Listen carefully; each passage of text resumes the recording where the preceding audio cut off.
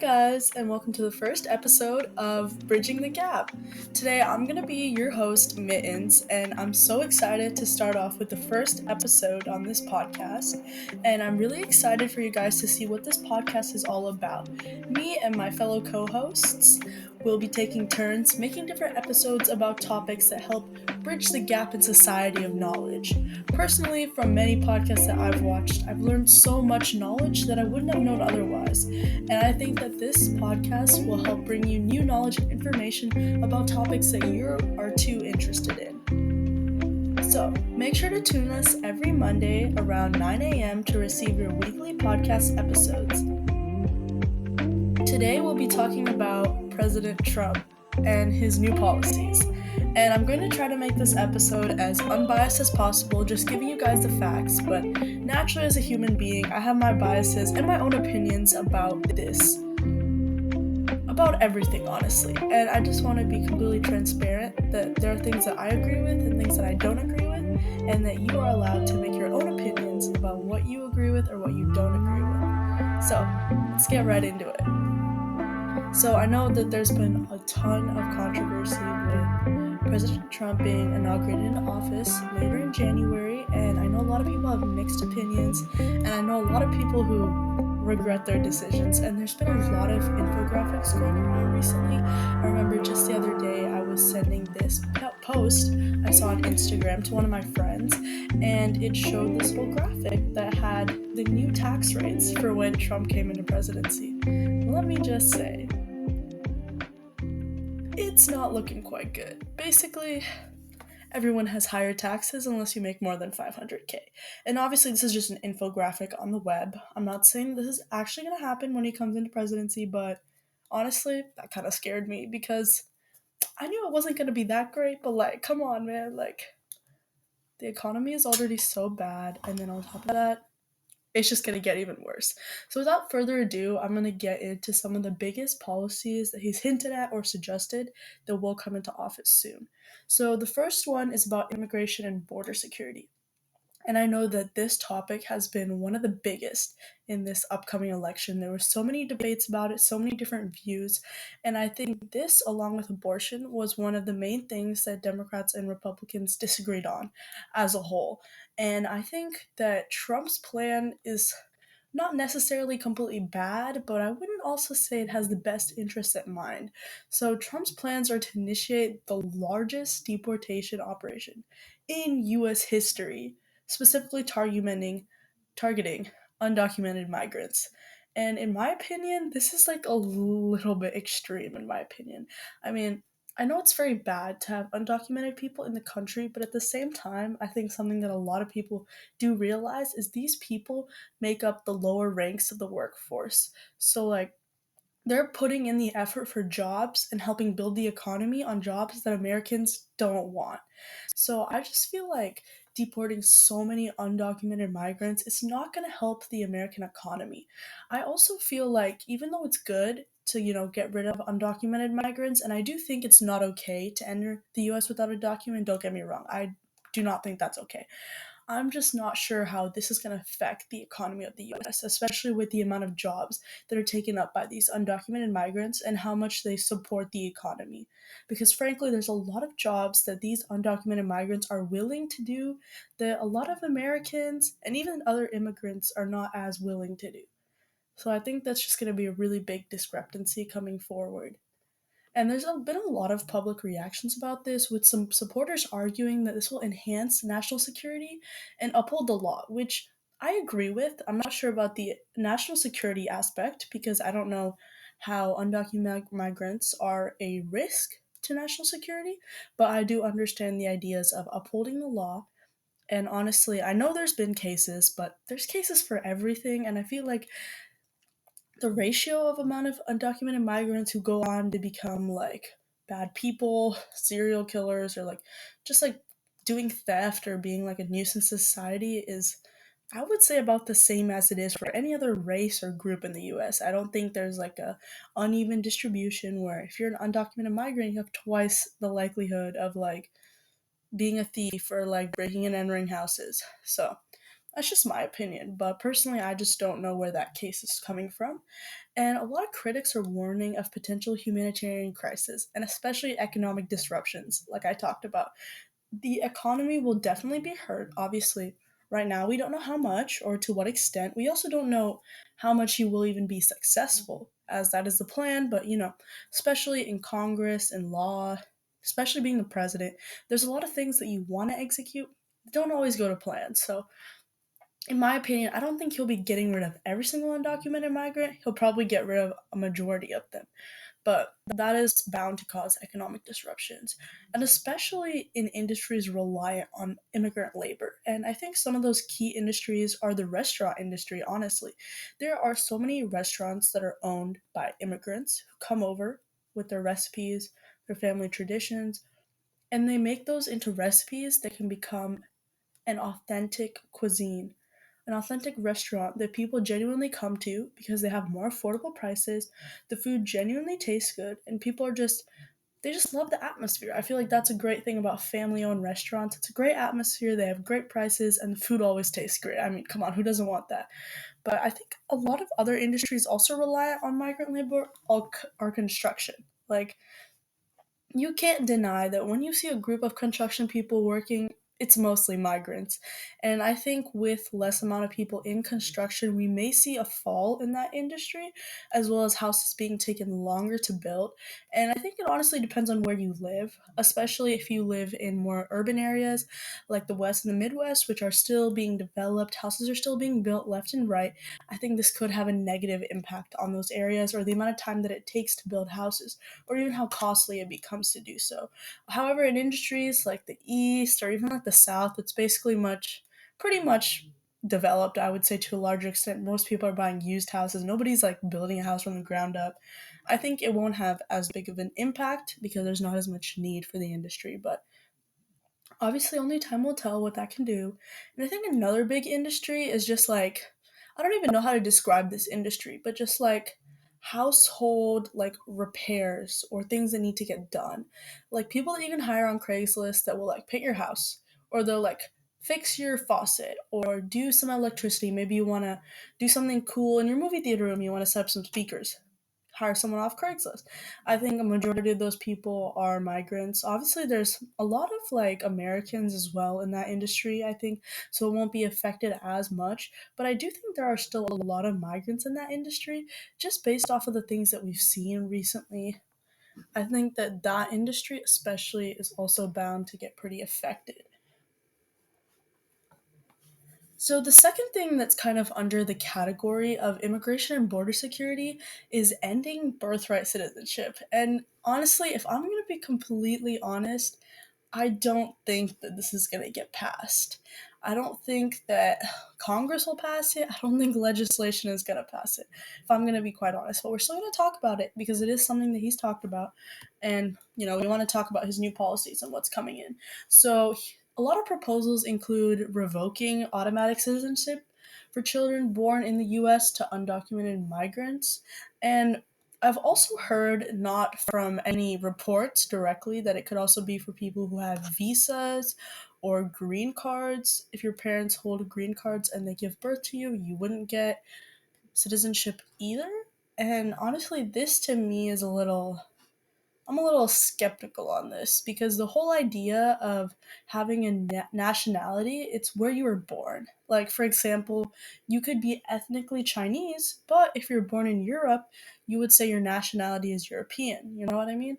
And I just feel like, I know there's a lot of countries that don't allow citizenship just because you're born there, but I just feel like that's something the US has done for so long, and is even in the 14th Amendment. I genuinely do not think that Trump will be able to get rid of this. Even if he does, it'll be one of the biggest changes ever because I know one of the main reasons that parents immigrate to the US is in order for their kids to be citizens so that they can have a better life and live here. Not only for the fact of them moving here, but because you get automatic citizenship if your child is born here. And I think that's a big reason for the US's immigrant force. And a lot of public reactions to this is that advocates believe that it will deter illegal immigration. And honestly, I honestly agree with that. If I'm going to be honest, I think putting this in place will deter a vast amount of illegal immigration because most people immigrate illegally when they want to give their children a better life, when they too want to have a better life, be looked after by their children, better place. So if they move here, they give birth to their children. They're not citizens. Every day they live in fear of being deported, and their child isn't even a citizen either. So they have to live through that as well. They'd be better off in staying what country they were, obviously not if they're asylum seekers, but I'm talking mainly for immigrants from Mexico or South America. And a lot of other people say that a lot of opponents say that it challenges the 14th Amendment and could lead to many legal battles. And this is the part that I also agree with. Like, just directly challenging one of the amendments, I do not think this will get passed. As for legal battles, I'm not exactly sure what they're referencing to when they talk about legal battles, but I think it's mainly talking about in terms of who gets to be a citizen, who doesn't get to be a citizen, and like all the laws of that. Like, I know he's definitely talked about undocumented immigrants, but he hasn't talked about people with visas, people with green cards, none of that. So, those are definitely things that could lead to legal battles with people arguing about their visa status or their green card status or even their citizenship status. That's definitely gonna take a lot of time. So, for the second category we're going to be discussing today, I wanted to talk about trade and tariffs, and specifically to the tariffs that Trump will be imposing as he comes into office, because I think we've all heard a little bit about what he's going to do, but I too don't have 100% idea of how this is going to work or why he thinks it's going to work.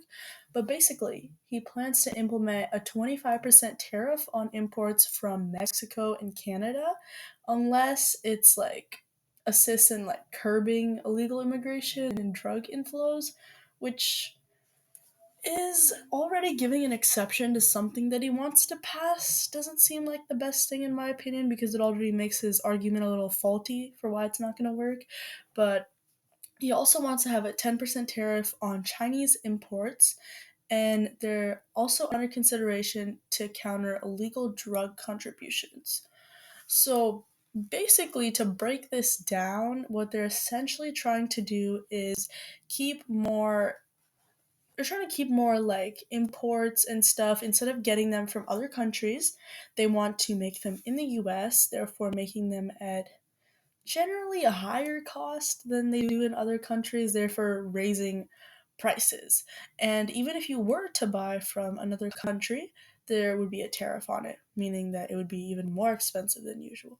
So, even though the item that was usually lower than something that was made in the US, because of that tariff, it'll now be more than the item that is in the US. And this is going to cause a lot of people, obviously, to buy the item that was made in the US. I mean, it's cheaper. Nobody's going to specifically go out and buy the one that was made overseas because it's more costly. So this is going to lead to a lot less imports and a lot of more manufacturing in the US. And I think this is good to a certain extent because I don't think we should rely on other countries for like everything in our economy, especially when we're capable of doing that. And we also need to hire more people because how many people are not receiving jobs these days? It's honestly crazy. And I think there's so many industries that can start hiring people if we're able to make more products in the US. And I think this is a good thing in terms of the economy and the US. I don't think it's a good thing for consumers or the average person because costs are going to go up everywhere for everything. Costs are going to be going up. But in terms of the US economy, I think that this will benefit the economy by bringing more things manufactured in the US. And I know Trump actually talked about this in his last presidency as well, that he wanted to make more products in the US. I don't know if he passed anything with that. I don't believe he did, which I think this is the reason that this is on his what he wants to put in, for when he comes into presidency. And then the 10% tariff on Chinese imports, I don't know why specifically China. I mean, obviously we get a lot of imports from them, but 10% tariff won't do too much, but it could do just enough for people to stop buying directly from them off sites like Shein and Temu. And I know a lot of people also ship legal drugs from China because they're manufactured a lot cheaper of a price. So I think the main reason they're doing the China one is to counter the illegal drugs that are being brought into the US from China, as well as stopping a lot of production that they would normally get from China. But generally, I don't think the US could put more than a 10% import tariff because literally all the stuff we get is from China, and I don't think our economy would honestly benefit from doing much more than that because there's a lot of things that we at home could never manufacture for the price that they're doing in China. So I'm honestly kind of glad that they didn't do more than 10%, but I can understand why he wants to do 10%. And a lot of public reactions to this are people are arguing that it'll protect American industries and jobs, which I fully agree with. Like, we definitely need more jobs and we definitely need to protect the industries here from going out of business. We want to bring them more business by doing this. But a lot of critics fear that it could trigger trade wars, which is pretty valid. I mean, people are like, you're like basically doing less trade with them than you used to, and obviously these countries are not benefiting from this either. So it's probably going to lead to a lot of trade wars. It's obviously going to increase consumer prices for everyone because the cost of everything is just being raised now to meet the standard that's being made in the US. And it'll also probably harm international relationships, especially with those countries that we'll be trading with, that we won't be trading with as much now because, well, the import tariffs. No one's going to want to import as much because people aren't willing to pay as much. So it's definitely going to harm some international relationships with Canada and Mexico, especially. I mean, I don't know how our relationship stands with China, but I don't think it's that good anyway to begin with. All right, so the next policy we're going to be talking about is his energy policy. And I honestly have not heard anything about this on social media. I feel like the other three I had kind of seen around, heard about talking. This one I genuinely haven't seen yet. So basically what the energy policy is about is it's about reversing restrictions, and it has intentions to reverse previous administration's limitations on energy production, including reopening the Arctic National Wildlife Refuge to drilling and possibly exiting the Paris Climate Accord. So essentially what he's trying to do is drill for oil in areas that are preserved for wildlife and nature. And I genuinely don't know how I feel about this. I mean, obviously, Trump is a businessman. He looks for what is best for the economy, the business, and obviously, this is going to help boost the economy. I mean, we all know that more drilling, more oil, more energy production is obviously going to boost the economy. However, it will cause a lot of damage ecologically because this is a wildlife preserve.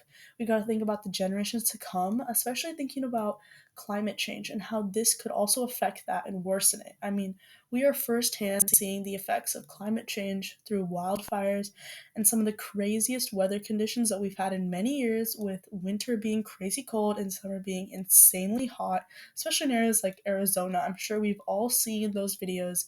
People cracking eggs on the ground outside and watching it cook in like 10 seconds, which is honestly terrifying. Like, that is so hot outside.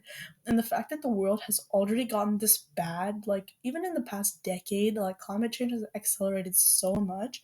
I genuinely don't think that this is going to bring any good for us. I mean, obviously, we want the economy to be better, but I feel like there's so many other ways we can do that rather than tapping into like wildlife preserves or national preserves. There's already so few of them. I don't know why we're getting rid of even more. But, using his business mindset, I can understand where he's coming from for this. I genuinely hope it doesn't get passed though, because I think it'll have more of a negative impact than a positive one. If it has any positive impact, it's going to be short lived and it's going to lead to more consequences down the road. So, a lot of public reactions to this are supporters are claiming that it'll boost the economy and achieve energy independence. Energy independence is a big word. I don't think that's going to happen. I don't think the US will be able to achieve all its energy just by themselves, but okay, I guess it could lead to that. But a lot of environmentalists are also expressing concerns over ecological damage and the acceleration of climate change, which we talked about all of those. And I think this is a very big concern, especially with what's been going on now. I think maybe some people, climate change is always in the back of your head. You always know what's happening.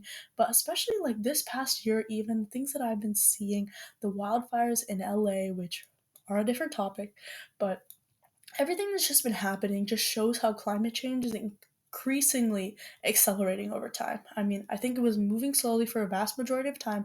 In the past decade, its rate has increased exponentially.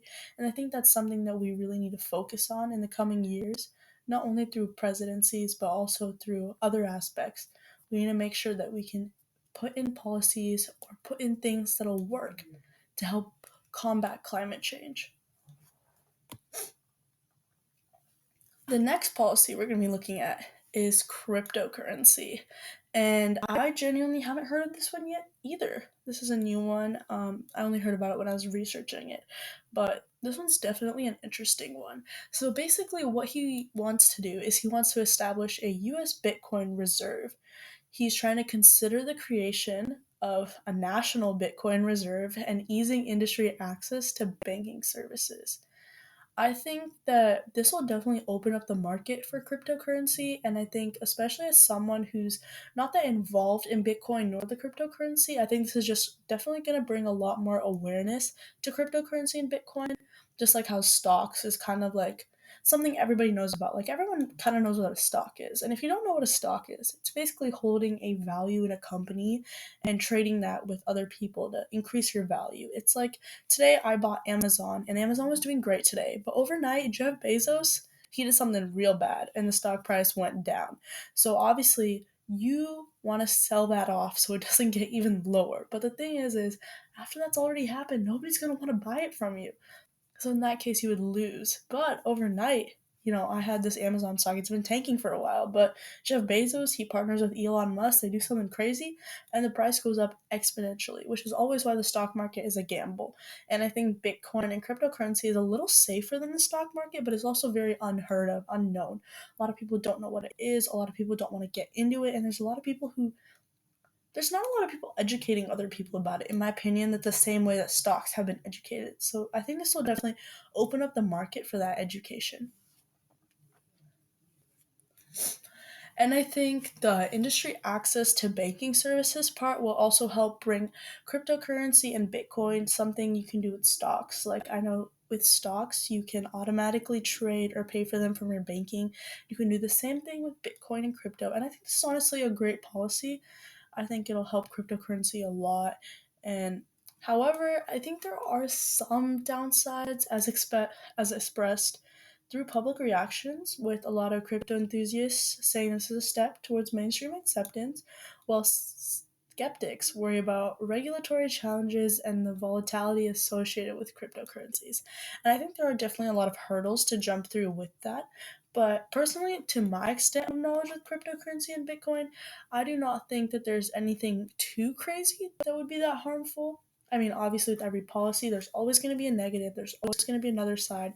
But I think it's about the same risk with stocks. I just really hope that people are more educated about it, or bring themselves to become more educated about it before they step into that environment or step into this Bitcoin and cryptocurrency world. And if you guys want an episode about Bitcoin and cryptocurrency and a full breakdown, let us know, because we'll definitely have someone do it. All right, the next policy is about executive orders and governance, and he wants to issue around 100 executive orders. And this is a very ambitious plan on his part, and he wants to focus these on border security, energy production, and reversing previous policies. And I think this policy mainly ties back to the ones that we talked about earlier with border policies, campaign promises, and energy production, like we talked about with drilling. He just has a lot of different plans that he wants to go into with this. I mean, obviously, those are just some of the main policies, but he has 100 executive orders, supposedly, allegedly, that he wants to sign on for this. And one thing that really doesn't sit with me the right way is that he's trying to reverse previous policies. And you can understand if he wants to reverse things that are bad, but all I know is he's definitely going to be reversing some policies that were good. And we all remember how that turned out last time with Obamacare, and things that President Obama had put into place that would help suppress something like COVID, genuinely not like stop it from happening, but definitely suppress it or control it in a way. Things that Trump immediately got rid of and literally backfired at him. And I know a lot of people were mad at him about those things that he did, which is why he obviously wasn't elected into office last term. We got Biden, but I won't talk about that. But I just think that this is very ambitious of him already going into office and doing this. But I genuinely hope that most of these things are going to benefit the American people and the economy at the same time. I mean, I just don't want bills that are not going to help the economy. I'm not asking for things that only help the people, but I think there should be a good mixture. And I think him as a businessman, that's really hard to find with Trump. He's always targeting one group, and I think he's going to be targeting the economy a lot more than the average middle class American. And I think that's something that we all want in a president who will advocate for us, the middle class, or any working person, not the rich, not the elite, not the economy, not other big businesses, but for the average American person. So honestly, that's something that I'd like to see from Trump more, especially with this whole ambitious plan to sign like 100 executive orders. Obviously, we don't know how many of them will be that big. There's probably many that are more small and like don't really matter as much, but I genuinely hope that most of these will help us. I mean, obviously not all of them are going to help us, but genuinely hope that they will. And some of the public reactions for this were that some praised this decisive action to fulfill campaign promises because we all remember last term Trump promised a lot, he talked a big game, and he sadly did not deliver on most of those. So I think that's definitely the something that the public is really trying to see this time out of Trump. They want to see him fulfill his campaign promises and go through with what he talked about during his campaign. But others caution against overreach and the circumvention of legislative processes. And I honestly agree with this part. It's going to be a big thing for legislation to go through all of these executive orders, pass them or don't pass them. And I also think it is a bit of an overreach. 100 executive orders is a lot, and definitely not all of those will be benefiting neither the economy nor the American people. So I feel like it's just kind of a number to put out there, like, hey, I'm signing 100 executive orders. Feels more like a number to put out and less like something that's actually going to help us. So those are just my opinions on this. I honestly heard a lot about this because most of the policies that are in this have been mentioned or haven't been mentioned yet. So we'll see what happens with this, honestly. So, this next thing we're going to talk about is foreign policy. And we all know what this is about, the Russia and Ukraine conflict. And this has been going on for so many years. And honestly, this is another great podcast episode. I feel like a lot of people know about it, but a lot of people aren't educated on why, what, how, when, or even what's going on right now. So he's aiming to resolve the ongoing conflict through direct negotiations with Russia. And I think this is another thing that he talked about a lot in his campaign. He said that the minute that he got into office, he was going to get Vladimir Putin to pull his troops out of Ukraine. And I don't know how truthful it is, but honestly, for all of us, for Ukraine, even for Russians, I genuinely hope that he's able to do that.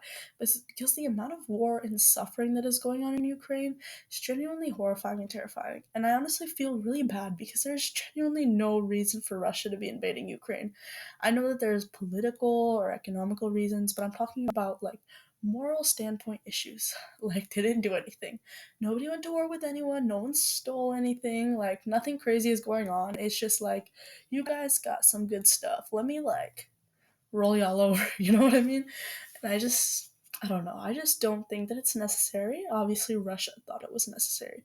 But I honestly really hope that this works because it would cause a lot of great relief to people in Ukraine and especially those areas.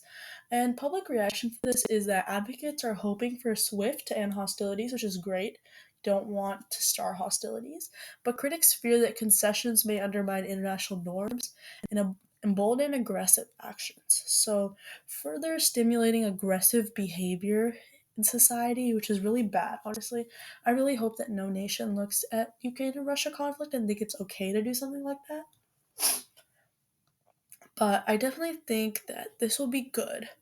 I think there's not that much bad that'll come out of it that would outweigh it. I think that is generally a very good policy to pass. The last policy we're going to be talking about today is education and social policies. So, one of the biggest things that he wants to ban are diversity programs. He wants to eliminate diversity, equity, inclusion, DEI initiatives in federal agencies and educational institutions.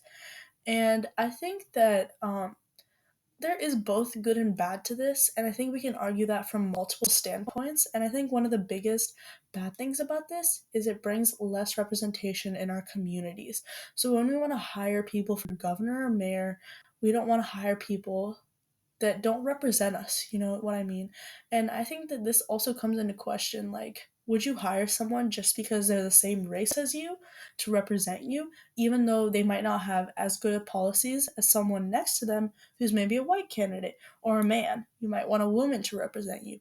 And I think that these are all personal opinions, and I honestly don't even know how I feel about this myself, because obviously I would want a woman representing me, but would I still want her representing me if the man next to her had better policies? I think that's a really big question to answer.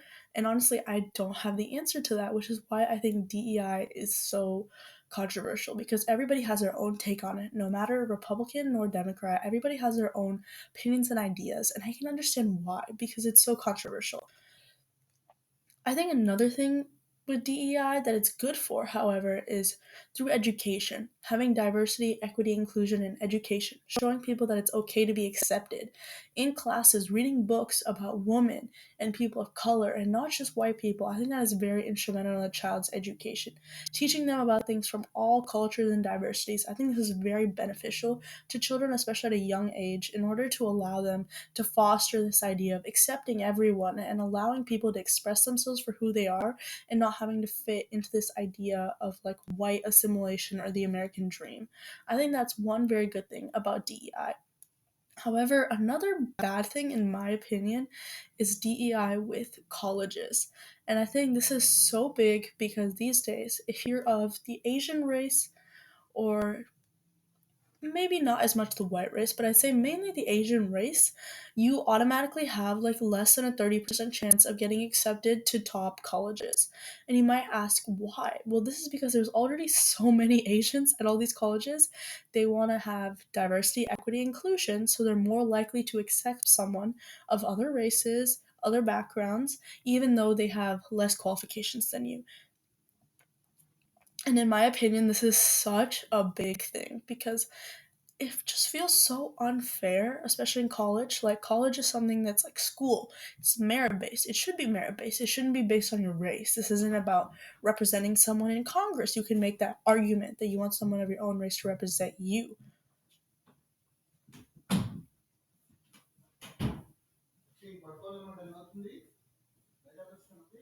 I really think that that same argument cannot be made within colleges. I understand that colleges want a diversity of people in their college, but I generally don't think that diversity represents people as much through what type of group a college has versus for governor, mayor, or like political positions or teachers or even things like that. I think college acceptances are just not okay right now, and I think it's unfair to all the groups. I'm not saying that people of more lesser privileged backgrounds should be given less of a chance. I just believe that everyone should be given the same chance based on their merit. And I would understand DEI if it was for people who made less or their parents had lower income or they came from an immigrant background.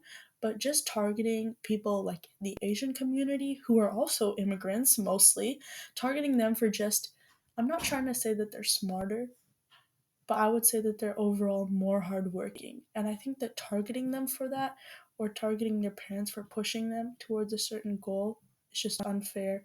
And I think that we really need to change that in society. And I'm honestly really glad that this is something that is being talked about because DEI has been such a controversial thing, even in the presidential election with Kamala Harris running for presidency and people calling her a DEI candidate. Obviously, everyone has their own opinions about that, and honestly, I won't say mine on that, but I think there's definitely a room for DEI in terms of Congress or, like government positions that actually represent the people.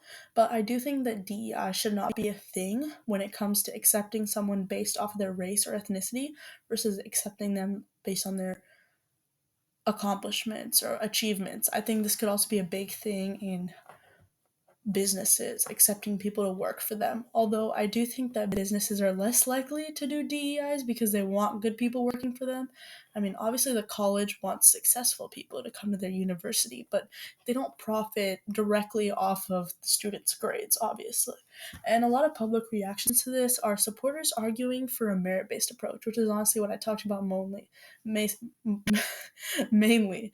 And a lot of opponents believe that it could reverse progress in social justice and equal opportunity. And honestly, I don't think that it'll reverse process in social justice or equal opportunity. I think you could see a more unbalanced society than we've seen with all races being given the equal opportunity. People don't get that extra leg up, so it might result in a more unbalanced society, but I do think that that's for the greater good because it does show your true merit achievements. And I know that this might be disheartening to a lot of people who need the extra leg up, but I just think in general it's just not fair to do that, to accept someone because they're in a minority, even though there's someone right next to them who has better grades. And I think, especially in the case of doing that with Asian immigrants, is especially unfair because they're also immigrants. They're not like people who have lived here for years, like people who are of the white race. I think it's just unfair in general when it comes to DEI. So, to conclude, these rumored policies have sparked vigorous debate across many platforms.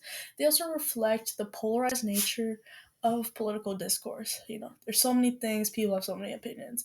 But when the administration begins, the implementation and impact of these initiatives will become clearer. Right now we don't know everything, but hopefully it'll shape the nation's trajectory in a positive way in the coming years. We can all hope for a positive way. It's what we all want. We want a positive trajectory, hopefully. But I just wanted to quickly talk about how I feel about this upcoming presidency before we end off. And honestly, my main goal is that Trump does the least amount of damage possible, if I'm going to be honest. I think there are definitely some policies that could benefit people, could become more useful to us as the average American than you might immediately think of when you read about it. Obviously, there's a lot of different economical aspects and things that prioritize the nation more and its economy versus the average person. And I think there's a good mixture of that in here. And I really hope that he keeps that throughout his presidency. And for my sources today, I used AP News, New York Post, and Market Watch. All of those sources will be linked in the description if you want to look through them yourself, not hear all the opinions that I've kind of filtered into this. But I hope you guys enjoyed listening to this episode and you await his inauguration, which at the filming of this episode is in about 10 days. I would say, no, a little over 10 days. Yeah, it's about 17 days. So we still have like 2 to 3 weeks left, but it's okay. We're going to get through it. Hopefully, we'll get through it as long as he doesn't do anything crazy. Anywho, thank you guys so much for listening to me today, and I'll see you again next week with another co host. Bye!